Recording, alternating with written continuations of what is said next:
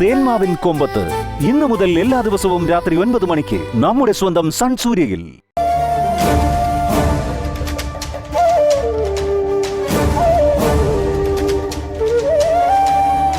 Sir എന്തിനാ എന്നെ വിളിപ്പിച്ചതെന്ന് എനിക്ക് നന്നായിട്ട് അറിയാം. വളരെ പ്രധാനപ്പെട്ട ഒരു ഓർഡറാണെന്ന് സാറ് വിളിച്ചു പറഞ്ഞിട്ടും ഞാൻ കമ്പനിയിലേക്ക് പോയില്ല. അത് തെറ്റാണെന്ന് എനിക്കറിയാം. പക്ഷേ ഞാൻ വേറൊരു പ്രശ്നത്തിനിടയിലായിരുന്നു. എന്നിട്ടും ഞാൻ കമ്പനിയിലേക്ക് വരാൻ പരമാവധി ശ്രമിച്ചതാ. പക്ഷേ എനിക്കതിന് കഴിഞ്ഞില്ല സർ. സാർ എന്നോട് ക്ഷമിക്കണം. ഞാൻ നിന്നെ വിളിച്ചത് അതിനുവേണ്ടിയാണെന്ന് ആരാ പറഞ്ഞ? അതിനല്ലെങ്കിൽ പിന്നെ എന്തിനാ സാർ എന്നെ വിളിച്ചത്? കമ്പനി കാര്യങ്ങളിൽ നീ എന്തെങ്കിലും വീഴ്ച വരുത്തിയാലും ഞാനത് ക്ഷമിച്ചൊന്നു വരും. കാരണം നിന്റെ കുറവുകൾ നികത്താൻ എനിക്ക് കീഴിൽ ഒരുപാട് സ്റ്റാഫുകളുണ്ട്. പക്ഷേ പാർവതിയുടെ കാര്യം അങ്ങനെയല്ല.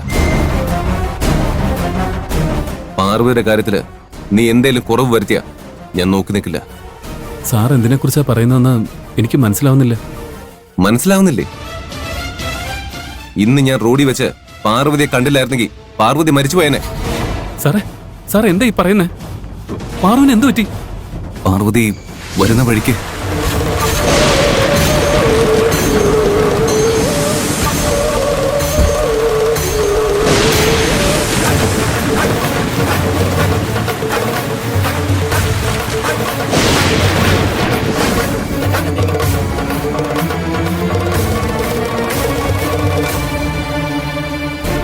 ഇതൊക്കെ എപ്പോഴാ സാർ സംഭവിച്ചത്? പാർവതി ഇപ്പൊ എങ്ങനെയുണ്ട്? ദൈവം സഹായിച്ച് പാർവതിക്കിപ്പോ ഒരു കുഴപ്പമില്ല. പാർവതിയെ ഞാൻ ഹോസ്പിറ്റലിൽ കൊണ്ടുപോയിരുന്നു. ഈശ്വരാ. അവിടുന്ന് ഡിസ്ചാർജായി ഇപ്പൊ ഹോസ്റ്റലിലുള്ളത്. Thank you sir, thank you. നിന്റെ നന്ദി കേൾക്കാനല്ല ഞാൻ വന്നത്. എനിക്ക് ഏറ്റവും വലുത് പാർവതിയുടെ സന്തോഷമാണ്. പാർവതി സന്തോഷമായിട്ട് കഴിയാൻ വേണ്ടിയാ പഴയതെല്ലാം മറന്ന് ഞാൻ നിങ്ങളുടെ ജീവിതത്തിൽ നിന്ന് ഒഴിഞ്ഞു മാറി നടന്ന എന്ന് കരുതി പാർവതിക്കൊരു പ്രശ്നമുണ്ടായ ഞാൻ ഇടപെടില്ലെന്ന് കരുതരുത്. നിനക്ക് പാർവതിയുടെ സന്തോഷമാണ് ഏറ്റവും വലുതെന്ന് ഇപ്പോഴും ഞാൻ വിശ്വസിക്കുന്നുണ്ടാ ഞാൻ നിന്നെ വിളിച്ച് സംസാരിക്കുന്ന. സ്നേഹിച്ച ഒരാളെ സ്വന്തമാക്കി കഴിയുമ്പോൾ ഒരു പെൺകുട്ടി എത്രത്തോളം സന്തോഷിക്കണം. പക്ഷേ പാർവതിയുടെ മുഖത്ത് അങ്ങനൊരു സന്തോഷം ഞാൻ കണ്ടില്ല. ഒരു ജീവച്ചവം പോലെയാ പാർവതി നടക്കുന്നത്. നീയും പാർവതിയും തമ്മില് എന്തിനെങ്കിലും വഴക്കൂടിയോ? ഇല്ല സർ, ഞങ്ങൾ തമ്മിൽ ഒരു വഴക്കം നടന്നിട്ടില്ല. 2-3 ദിവസം മുമ്പ് വരെ അവള് വളരെ സന്തോഷത്തിലായിരുന്നു. പക്ഷേ കഴിഞ്ഞ കുറച്ച് ദിവസങ്ങളായി അവളിൽ എന്തൊക്കെയോ മാറ്റങ്ങൾ സംഭവിച്ചിട്ടുണ്ട്. അതിന്റെ കാരണം എന്താണെന്ന് എനിക്കറിയില്ല സർ. നിനക്കറിയില്ലെന്ന് മാത്രം പറയരുത്. ആത്മാർത്ഥമായി സ്നേഹിക്കുന്നവരിടയില് രഹസ്യങ്ങളൊന്നും ഉണ്ടാവില്ല. ഒരുപാട് ബുദ്ധിമുട്ടുകൾ നേരിട്ടതിന് ശേഷമാ പാർവതിക്ക് നിന്നെ കിട്ടിയത്. ആ നിന്നോട് പറയാൻ പറ്റാത്ത എന്ത് പ്രശ്നമാ പാർവതിക്ക് ഉണ്ടാവുക? അത് മനസ്സിലാക്കാൻ വേണ്ടിയാണ് സർ കഴിഞ്ഞ 2-3 ദിവസമായിട്ട് ഞാൻ ശ്രമിക്കുന്നത്. പാർവതിയുടെ പ്രശ്നം എന്താണെന്ന് എനിക്കും കൃത്യമായിട്ട് അറിയില്ല. പക്ഷേ ഡോക്ടർ പറഞ്ഞത് എന്താണെന്ന് ഞാൻ പറയാം. പാർവതി ഒട്ടും ഹെൽത്തിയല്ല.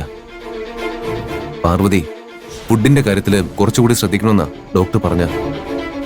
പക്ഷേ അതുകൊണ്ട് മാത്രം കാര്യമുണ്ടാവുമെന്ന് എനിക്ക് തോന്നുന്നില്ല. പാർവതിക്ക് മനസ്സ് തുറന്ന് സംസാരിക്കാൻ പറ്റുന്ന ആരെങ്കിലും അവളുടെ ചുറ്റിനുണ്ടാവണം. അത് പാർവതിയുടെ അച്ഛനോ അമ്മയോ നാട്ടിലുള്ള അവളുടെ സുഹൃത്തുക്കളോ ഒക്കെ ആവാം. അവരോട് മാനസികമായി കൂടുതൽ അടുപ്പമുള്ളതുകൊണ്ട് പാർവതിയുടെ മനസ്സിലുള്ളത് അവരോട് പറയാനുള്ള സാധ്യതയുണ്ട്.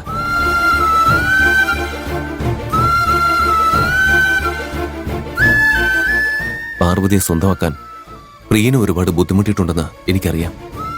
പക്ഷേ പാർവതിയെ നേടിയതിനു ശേഷം നീ അവൾക്ക് കൊടുക്കേണ്ട പ്രാധാന്യം കൊടുത്തിട്ടുണ്ടോ?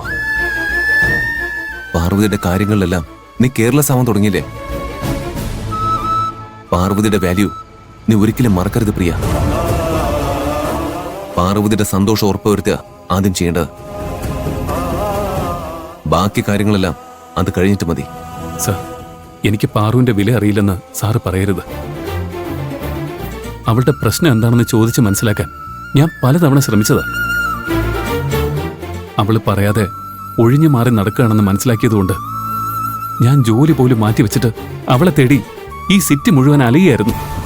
നീ പാർവതിയെ കാണാൻ വേണ്ടിയാണോ കമ്പനിയിൽ നിന്ന് പോയത്? എന്നോട് നിനക്ക് മറ്റെന്തോ പേഴ്സണൽ ആവശ്യമുണ്ടെന്നല്ലേ പറഞ്ഞത്? പാർവതിയുടെ ആവശ്യത്തിന് വേണ്ടിയായിരുന്നു നീ എന്താ പറയാതിരുന്ന? കുറച്ച് നാളുകളായിട്ട് സാറ് ഞങ്ങളെ സപ്പോർട്ട് ചെയ്യുന്നുണ്ട്. ഞാനും പാറുവും കമ്പനിയിൽ പ്രശ്നങ്ങൾ ഉണ്ടാക്കുകയാണെന്നാ കരുണാകരൻ സാറ് പറഞ്ഞു നടക്കുന്നത്.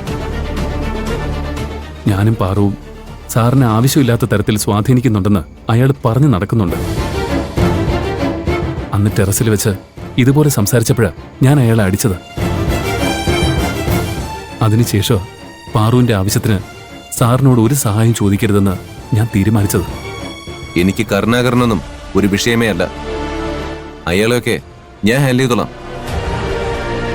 നീ പാർവതിയുടെ പ്രോബ്ലം എന്താണെന്ന് മനസ്സിലാക്കി പാർവതിയെ ഹാപ്പിയാക്കി വെക്കുന്നതിനെ കുറിച്ച് മാത്രം ചിന്തിച്ചാൽ മതി.